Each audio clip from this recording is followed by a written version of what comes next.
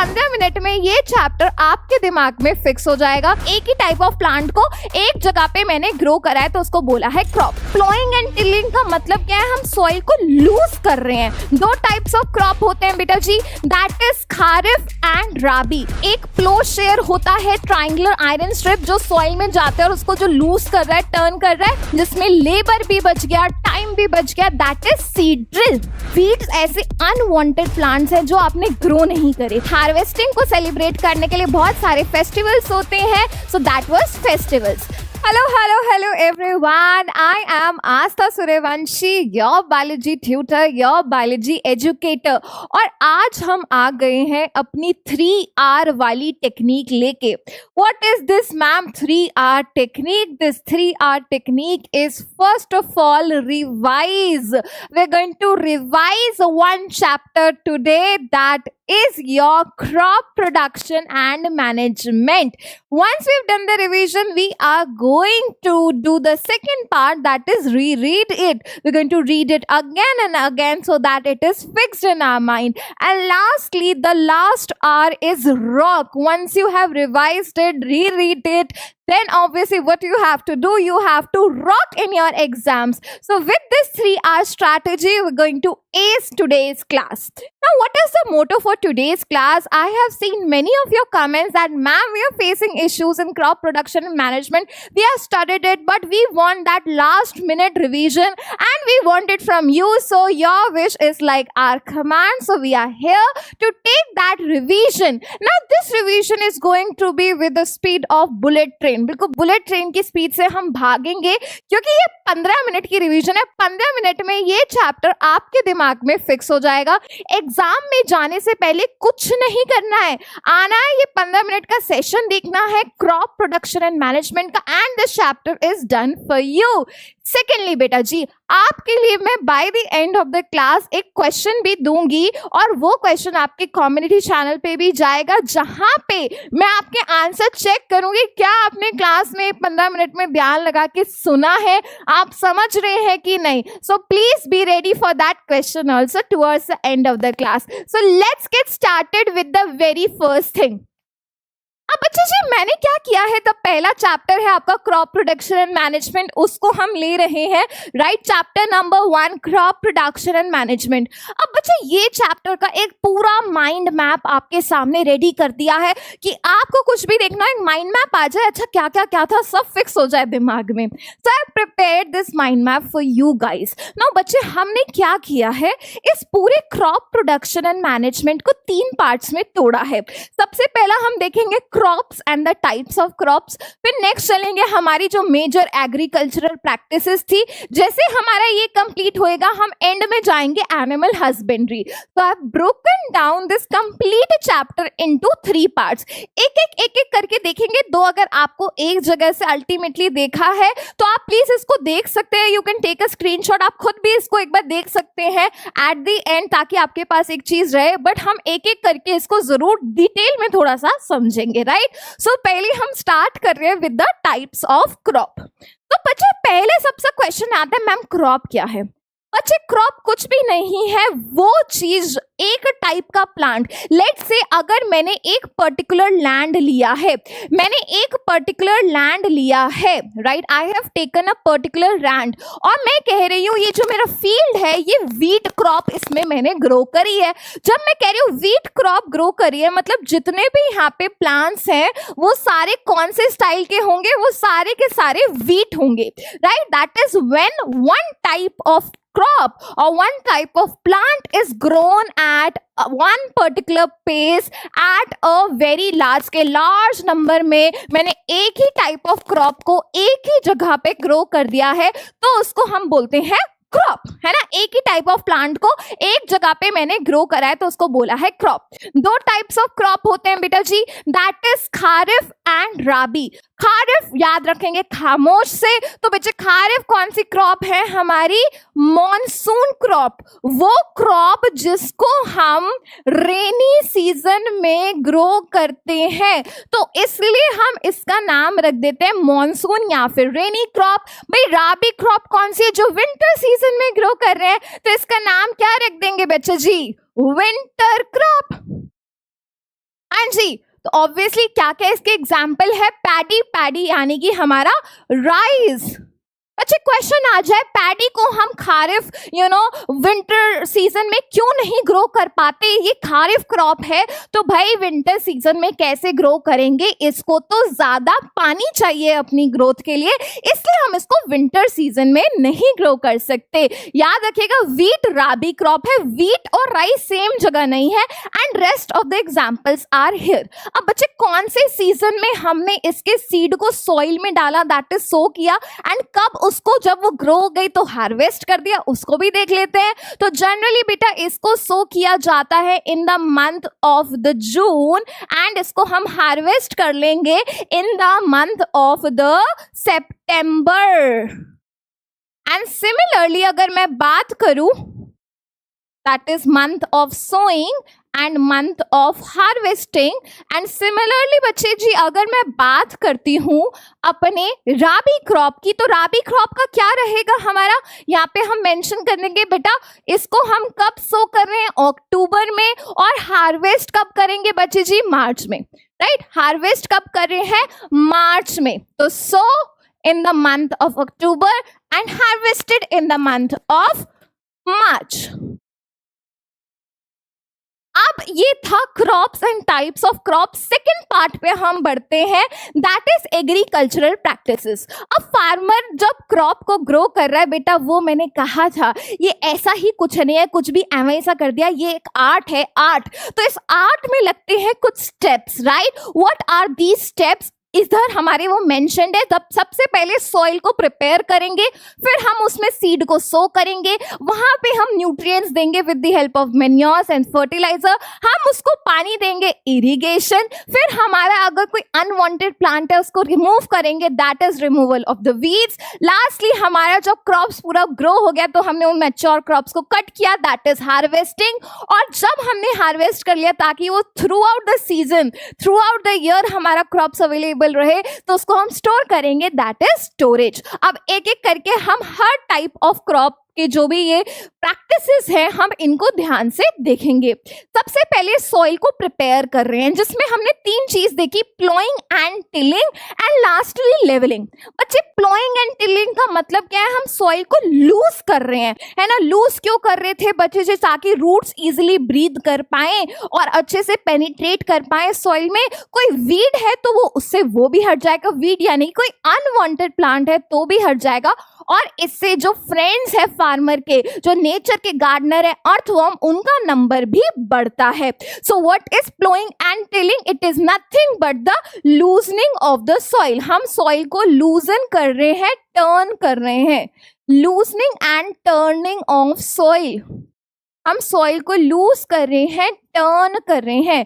अब बच्चे हम इसको किस तरीके से करते हैं, क्या तरीके हैं इसको करने के लिए, हम इसको यूज करते हैं कुछ टूल्स, दैट इज प्लो, हो एंड कल्टीवेटर। ये टूल्स है प्लोइंग करने के लिए, राइट। डू यू रिमेंबर प्लो, जिसमें हमारा एक प्लो शेयर होता है, ट्राइंगुलर आयरन स्ट्रिप जो सॉइल में जाता है और उसको जो लूज कर रहा है, टर्न कर रहा है। देन एक रॉड लाइक स्ट्रक्चर जिसको हम प्लो शाफ्ट बोलते हैं, एंड अल्टीमेटली बीम बेटा जी जो नेक पे रहता है, हमारे जो बुल्स हैं उनकी नेक पे रहता है, राइट। बच्चे ये था प्लो। नेक्स्ट इज बच्चे हो में हमने क्या किया बच्चे, जो बेंट प्लेट है, स्ट्रॉन्ग आयरन की बेंट प्लेट, इसकी हेल्प से हम प्लोइंग कर रहे हैं। एंड सेम बेटा जी एक लॉन्ग रॉड है, बीम रहेगा, एक ग्रिप रहेगी, हैंडल रहेगा, सेम बाकी रहेगा, बट यहाँ पे यस एक स्ट्रॉन्ग आयरन की बेंट प्लेट आ जाती है। अब बच्चे चाहे प्लो हो चाहे हो, हमारा बहुत मेहनत लग रही है, चाहे हमारी बुल्स की मेहनत हो, चाहे हमारी ह्यूमन की मेहनत हो, बड़ा लेबर लग रहा है,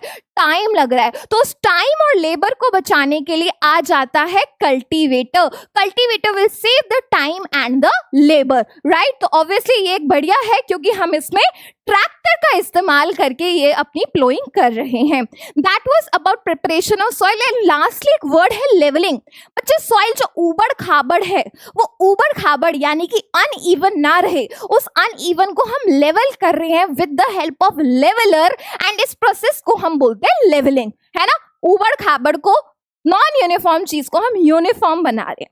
सेकेंड चीज पे हम चलते हैं सोइंग ऑफ द सीड्स। बच्चे हम सीड्स को जब सो कर रहे हैं, यानी कि सॉइल में जब हमारा पूरा से अच्छा से लेवल हो चुके हैं, सॉइल फ्लो हो चुके हैं, जब हमने सीड को सो किया, जो हम सो कर रहे हैं, अब उस वक्त हमें क्या ध्यान रखना होता है बेटा, ना वो ज्यादा डीप सो करे, ना आपस में ज्यादा पास में सो करे। बच्चे बहुत ज्यादा पास में सो करा तो क्या होगा, लड़ाई हो जाएगी, कंपटीशन हो जाएगा। तो इसलिए हमें थोड़ा थोड़ा डिस्टेंस पे उनको सो करना होता है। और ऐसा भी नहीं बिल्कुल ऊपर सो कर दो, ऊपर सो कर दो तो चिड़िया खा जाएगी, और ज्यादा डीप सो किया तो बेटा उनको सनलाइट नहीं मिल पाएगी प्रॉपर। तो सब करते हुए हमको कुछ ध्यान रखना होता है, जो मैंने आपको बताया। एंड इसके लिए भी हमारी टूल्स है बेटा, traditional and seed drill.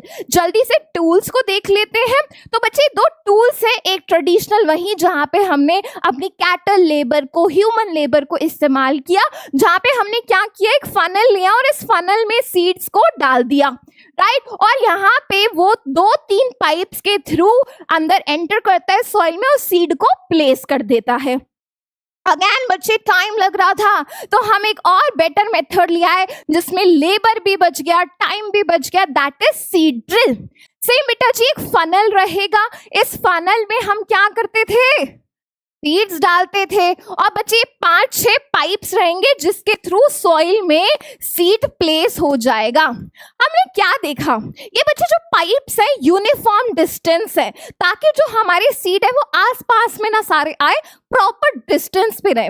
Also आप देखेंगे इनका प्रॉपर लेंथ भी है, ताकि ऐसा नहीं है ऐसे ऊपर ऊपर सीड रख दिए, बच्चे सॉइल में पियर्स कर रहे हैं ये पाइप, एंड अंदर सॉइल में पियर्स कर रहे हैं, बिल्कुल ऊपर नहीं रहेगा। एक और फायदा होता है सीड ड्रिल का, बच्चे जब ये सो कर दिया तो ये क्या करता है, सीड को सॉइल से कवर कर देता है ताकि कोई चिड़िया आके ना खा जाए, right. So that was about sowing.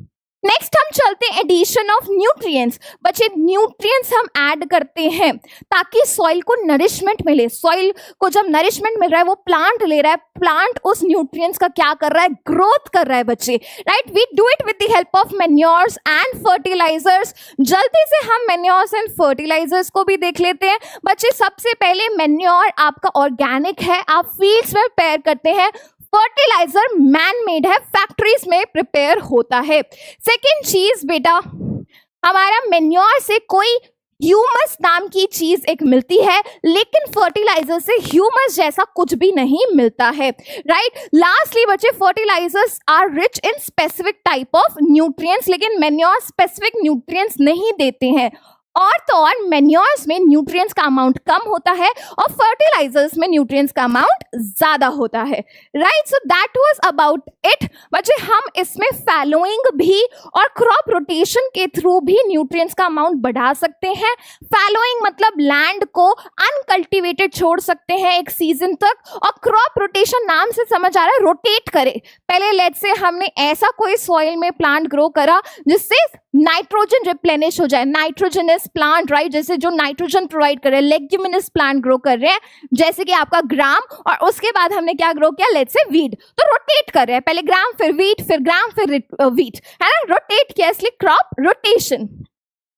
Irrigation, बच्चे हम पानी दे रहे हैं सॉइल को, राइट। दो मेथड रहेंगे, ट्रेडिशनल एंड मॉडर्न। बच्चे ट्रेडिशनल में एग्जांपल रहेगा मोट, ढेगली, चेन पंप एंड राहत। बच्चे अगेन ट्रेडिशनल मेथड है, तो यहाँ पे कैटल लेबर है, ह्यूमन लेबर है, टाइम लग रहा है। बच्चे सस्ता तो है, लेकिन इसमें हमारा ज्यादा मेहनत लगती है, राइट। और तो और पानी वेस्ट होता है। तो अगर मुझे पानी कंजर्व करना है, वाटर को इकोनॉमिकली यूज करना है, तो हमारा दूसरा मेथड आता है, दैट इज मॉडर्न मेथड, जिसमें 2 टाइप्स है, स्प्रिंकलर एंड ड्रिप। बच्चे स्प्रिंकलर नाम से समझ आ रहा है, वाटर को ऐसे स्प्रिंकल कर देगा, राइट। जैसे फुवारा नहीं होता, शावर होता है ना, जैसे बारिश हो रही है, रेनिंग हो रहा हो, ऐसा।